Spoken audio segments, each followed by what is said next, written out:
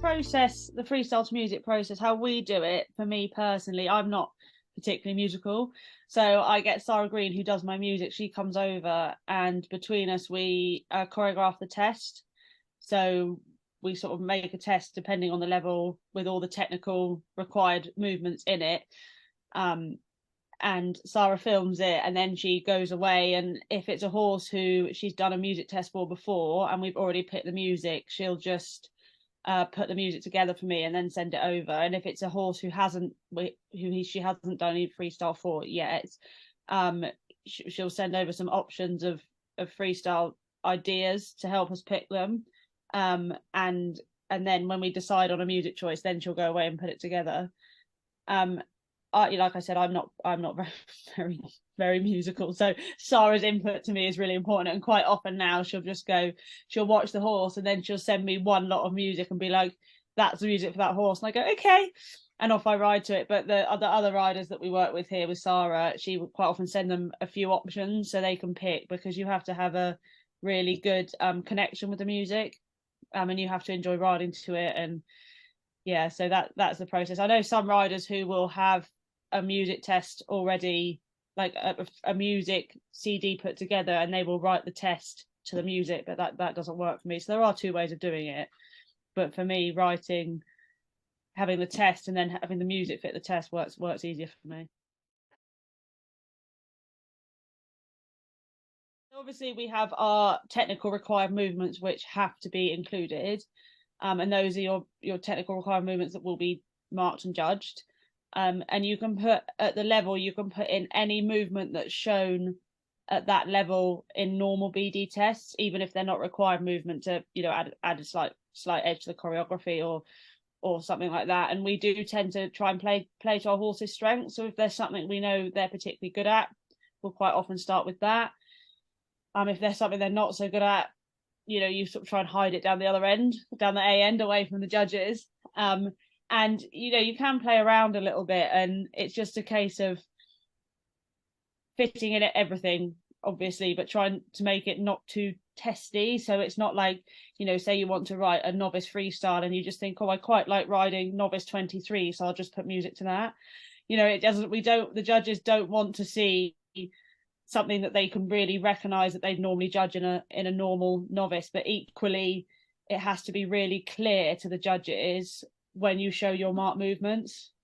So choreography is key, and as it quite often plays the horse's strength. Some horses find the canter a lot easier, and you tend to get a better rest of the test if you do canter first. So quite often we'll start in canter if that suits the horses, rather than thinking we have to start in trot, because every test starts in trot. So you can play around a little bit, and the main thing is it has to be symmetrical. So whatever you do on one rein, you want to do on the other rein. So if you, for example, I'll use novice again. If you're doing a novice floor plan and you put 120-meter circle at, say, C, you either want to put the other one at C on the other rein or A on the other rein, rather than putting it at, like, say, a funny marker like R. The judges like to sort of be able to guess where you're going, so we try and make them symmetrical as well, as much as possible. So the technical marks are, if you looked at compared it to a normal sheet, would be the body of the test. So your marked movements, and those are the ones that we absolutely have to show, and the judge has to judge. As I said, like, you can add movements from within that level. So for instance, a marked movement at novice would be a 15-meter circle in trot. You could also show a 10-meter circle in trot, because we have those in novice tests. But you must show a 15-meter circle in trot. And those are judged exactly the same as you would judge a normal dressage test, scores out of 10. And that's your technical marks. For your artistic marks, those would be the equivalent of the collective marks in a normal test. So they're the marks you get at the bottom. They do differ from our normal collective marks in the ones that are given. I think off the top of my head, we have harmony between rider and horse, rhythm, energy, and elasticity, which is essentially a pacer's mark, but it's slightly different because it correlates to the music and everything else. And then you have your choreography mark, which is how you put the test together and how the judges like your floor plan, and then your music mark, which is how relevant your music is to your horse and your test and whether it tells a story of your test. At the higher levels from medium up, we also have a degree of difficulty mark within the artistic marks, which is, it's not a case of you make a really hard test and then none of it comes off. It's degree of difficulty and well calculated risk. So if you go for a degree of difficulty of 10 and have lots of mistakes, you won't get a high degree of difficulty. So it's all relative. And that's the difference. And the artistic marks at the bottom, they all have a varying coefficient of, I think it's either 2, 3, or 4 off the top of my head, without checking the sheets. But yeah, that's the difference between our technical and our artistic marks. I always find like riding to music, it's quite a, it sounds a bit hippie and a bit out there, but you have to feel it. And Sarah sent me music for horses in the past, and I've listened to it and I thought, God, I hate it. I don't want to ride to that. That's horrific. But Sarah she's so clever at how she can match a horse to the music. And every time I'll ride to it and I'll go, no, it's spot on. As soon as I ride the horse, even if I didn't like the music to listen to, I'll be like, no, that's perfect. She's got it bang on. So it is really important that when you pick your music, you enjoy riding to it, and that you feel like it feels good when you're riding your horse around to it. For instance, if you had a Welsh section B, you wouldn't ride them to heavy metal rock band. It would just feel wrong. And that's where you've got to sort of, like, when you play the music, you will feel if it works or not. Sarah's done me some amazing freestyles over the years. I've got I particularly enjoy riding Bella. I ride her to Les Mis, music from Les Mis. And I'm super excited because we've choreographed her Grand Prix freestyle, and I was hoping to do it at Addington, but I had to pull out, so I didn't get a chance to do it, unfortunately. But she's had Les Mis since she was doing elementary, and we went to see it. Mum Sarah Green and I went to see it in the theatre, because I was like, I've ridden to this and I love riding to it, and it really suits Bella. It's very emotive music, it's very powerful, and it really suits her and her way of going. And we went to watch it, and I came away and I said to Sarah, when we do my Grand Prix, I've got this idea. And Sarah helped me put it together, so I'm really excited to ride that. And Dylan Dionysus, I ride him to Cats, music from Cats, the musical Cats. And it's very bouncy, very jolly music, and I don't think there are many horses that could take it. It really suits Dylan, and I love riding Dylan to it. It's fun, it's jolly, it's bouncy, and it does really suit his character. And they're both doing Grand Prix now, and we've both got a Grand Prix freestyle choreographed. But I always say to people, I love riding to those freestyles, but if I rode Bella to Dylan's Cats music, or if I rode Dylan to Bella's Les Mis music, it just wouldn't work. So it's the whole connection of the horse, their character, like the feel of the music, and that's what makes it so special, that you can actually bring out quite a lot of emotion in people with it. Probably tip number 1 would be just dive in. It can seem quite daunting, the thought of putting writing your own test and getting music put to it, but there are a lot of companies now around that can help with the music side if you're a little bit unsure of how to do it yourself. And yeah, just dive in. Top tip number 2 would be, when you get as far as competing and you start to ride to your music in the ring, don't chase the music. The number of people, when they first start riding to music, who panic that they're going to run out and go flat out a million miles an hour everywhere, and then end up really far ahead of it, because that's normal, everyone does it. So yeah, top tip number 2 would be, do not chase the music, trust the music. It worked at home, and yes, okay, some surfaces ride a little faster and slower, and some CD players run a little faster and slower, so sometimes you can get marginally ahead or behind it if you're competing. But as a general rule, if it works at home, it's going to work at the venue. So yeah, don't chase the music. And number 3, just enjoy it. It's meant to be fun. It adds another dimension, and that's, dressage for music was brought in to help us bring crowds into the sport and make it more interesting than just watching dressage on its own. It's supposed to be fun, so yeah, just enjoy it. Crack on and have fun, have a go.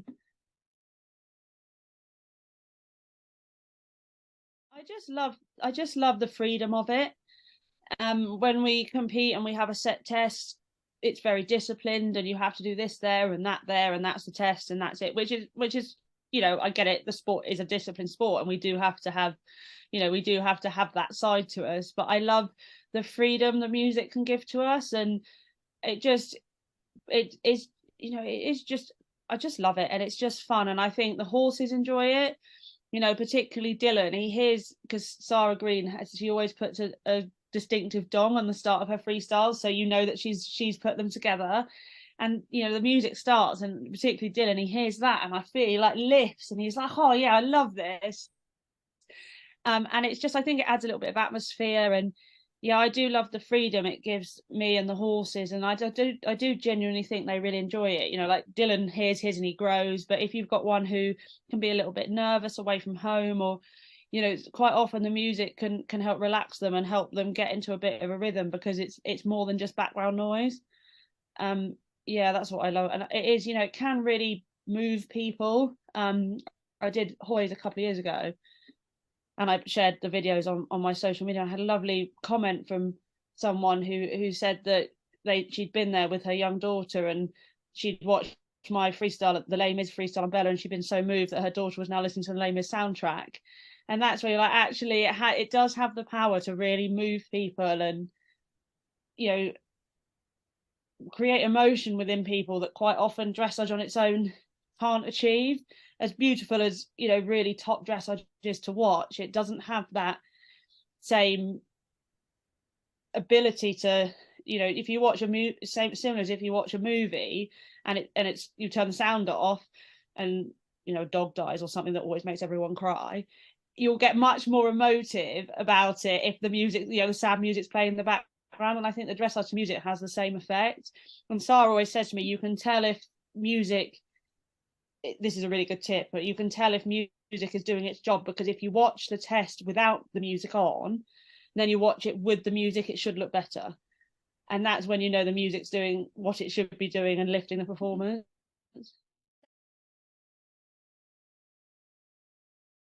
Yeah, I've been really lucky. I've to have some, you know, amazing moments with the freestyle. A really vivid memory for me last year was the winters with Dylan Dionysus. He won the Prix St George freestyle, and I like, and I knew we were capable of winning the class. And he like, I went around the edge and he felt good, and then like I was put my hand up and he heard his music, and I just felt him grow. And I just remember trotting out the first horse, and I just was like, this horse is gonna nail this today.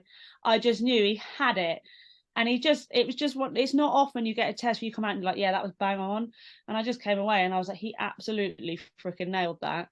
And it's that really special feel when you know, like, he really, you know, he gave me everything. I managed to get bang on the music, and it just, when you get tests like that, it is pretty, it's a super cool feel. Like when you have a straight test, a non-freestyle test where you think you've nailed it, it feels pretty good. But when you can get it with the music as well, so that's a pretty special memory. And another one would be when Bella Ruby, she won, she did the PSG freestyle into one freestyle double. I think it must have been the year before. And I remember just finishing it, we'd done the 4 tests, because it was when you had to do the straight to qualify for the freestyle. The rules have changed now, but back then you had to do them all. And I remember doing the into one freestyle, and she felt tired. It was her 4th test of the week, and she just gave me everything that she had. And I've got a photo that I've got framed of me, and I know, every time I look at this photo, I remember this of me hugging her at the end of the into one freestyle. I just came out, I was like, she can't do anymore. I was like, I don't care. I mean, obviously it's lovely that she won, but I came out and I was like, I don't care what she gets, where she finishes, because actually she gave me everything in that test. And I think it's when you get a moment like that, when you put the music on top of that, it does just make it that little bit more special. Oh, that's hard. There's been some like really super amazing, you know, Anki's obviously been an absolute like sort of, well, she's changed the game really with freestyle. And you know, there's been some like when Andreas had Blue Horse Martine, and he had that really like jazzy upbeat, you know, what was it, that one from, oh god, the Voulez-Vous Coucher, that one, when it like decided into that, and that was pretty special. But I think for me, and probably be a bit of a surprise for a lot of people, because it's relatively a while back now, and but I remember going to Hickstead when they held the Europeans in 2003. So I would have been, how old am I now? So what's that, 20 years ago? So I'd have been 13, going way back. And I remember watching Jan Brink and Björn Briar, and they won the silver medal for Sweden. And he rode to a Simon and Garfunkel medley. And I just remember watching, and the harmony and the lightness and the way the music lifted the performance was just spectacular. So for me, that's, if you see anything, any threads on Facebook, or what amazing freestyles, all the classics, you know, Anki and Bonfire, Isabel and Gigolo, you know, all those classics come up. Obviously, Charlotte in London, you know, all these ones that have been amazing freestyles to watch and have won lots of medals and really brought the sport forward. But the one that I always go back to is that one from 2003 with Jan Brink.